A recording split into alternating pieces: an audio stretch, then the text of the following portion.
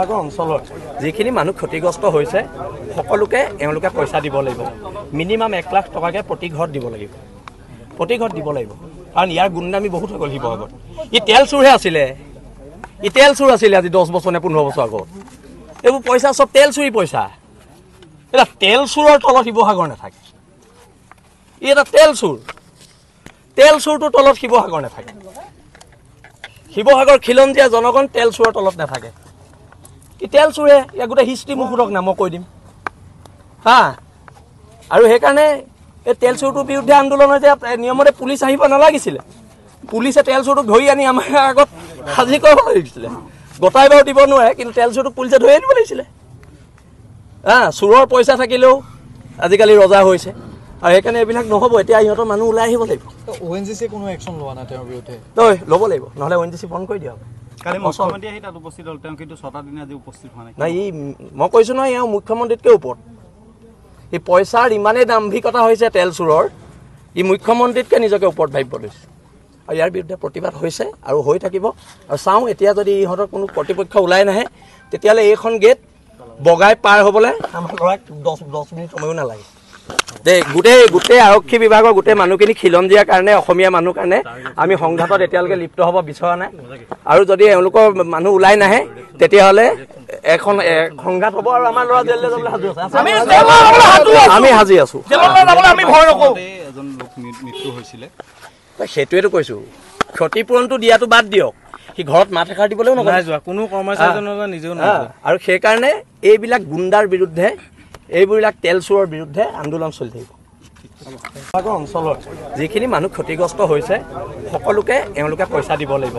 minimum 1 lakh টকাকে প্ৰতি ঘৰত দিব লাগিব কাৰণ ইয়াৰ গুণনামি বহুত হৈ গ'ল শিৱসাগৰত ই তেল চুৰহে আছিলে আজি 10 বছৰ নে 15 বছৰ আগত এইবোৰ পইচা সব তেল চুৰি পইচা এটা তেল চুৰৰ তলত শিৱসাগৰ নাথাকে ই এটা তেল চুৰটোৰ তলত শিৱসাগৰ নাথাকে শিৱসাগৰ খিলঞ্জীয়া জনগণ তেল চুৰৰ তলত নাথাকে ই তেল চুৰে ইয়াক গোটেই হিষ্ট্ৰী মুখুৰক না মই কৈ দিম হা আৰু সেইকাৰণে এই তেল চুৰটোৰ বিৰুদ্ধে আন্দোলনৰ যে নিয়মতে পুলিচ আহিব নালাগিছিলে পুলিচে তেল চুৰটোক ধৰি আনি আমাৰ আগত হাজিৰ কৰিব লাগিছিলে গতাই বাৰু দিব নোৱাৰে কিন্তু তেল চুৰটোক পুলিচে ধৰি আনিব লাগিছিলে হা চুৰৰ পইচা থাকিলেও আজিকালি ৰজা হৈছে আৰু সেইকাৰণে এইবিলাক নহ'ব এতিয়া ইহঁতৰ মানুহ ওলাই আহিব লাগিব ONGC কোনো একশ্যন লোৱা নাই তেওঁৰ বিৰুদ্ধে তই ল'ব লাগিব নহ'লে ONGC বন্ধ কৰি দিয়া হ'ব কালি মুখ্যমন্ত্ৰী আহি তাত উপস্থিত হ'ল তেওঁ কিন্তু 6টা দিন আজি উপস্থিত হোৱা নাই মই কৈছোঁ নহয় এওঁ মুখ্যমন্ত্ৰীতকৈ ওপৰত এই পইচাৰ ইমানেই দাম্ভিকতা হৈছে তেল চুৰৰ ই মুখ্যমন্ত্ৰীতকৈ নিজকে ওপৰত ভাবিব লৈছে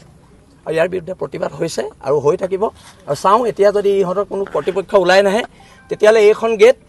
বগাই পাৰ হ'বলৈ আমাৰ ল'ৰাক 10 মিনিট সময়ো নালাগে দে গোটেই আৰক্ষী বিভাগৰ গোটেই মানুহখিনি খিলঞ্জীয়াৰ কাৰণে অসমীয়া মানুহ কাৰণে আমি সংঘাতত এতিয়ালৈকে লিপ্ত হ'ব বিচৰা নাই আৰু যদি এওঁলোকৰ মানুহ ওলাই নাহে তেতিয়াহ'লে এখন সংঘাত হ'ব আৰু আমাৰ ল'ৰা জেললৈ যাবলৈ সাজু আছে আমি সাজি আছোঁ এজন লোক মৃত্যু হৈছিলে সেইটোৱেতো কৈছোঁ ক্ষতিপূৰণটো দিয়াটো বাদ দিয়ক সি ঘৰত মাত এষাৰ দিবলৈও নকৰে যোৱা কোনো কৰ্মচাৰীজনৰ নিজেও নহয় আৰু সেইকাৰণে এইবিলাক গুণ্ডাৰ বিৰুদ্ধে এইবিলাক তেল চুৰৰ বিৰুদ্ধে আন্দোলন চলি থাকিব